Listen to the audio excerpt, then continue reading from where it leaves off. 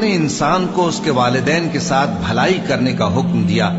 اس کی ماں نے اس کو تکلیف سے پیٹ میں رکھا اور تکلیف ہی سے جنا، اور اس کا پیٹ میں رہنا اور دودھ چھڑانا 2.5 برس میں ہوتا ہے، یہاں تک کہ جب وہ پختہ عمر کو پہنچ جاتا ہے اور 40 برس کا ہو جاتا ہے تو کہتا ہے کہ اے میرے پروردگار، مجھے توفیق دے کہ تو نے جو احسان مجھ پر اور میرے ماں باپ پر کیے ہیں ان کا شکر گزار بنوں، اور یہ کہ نیک عمل کروں جن کو تو پسند کرے، اور میرے لیے میری اولاد کو نیک بنا دے۔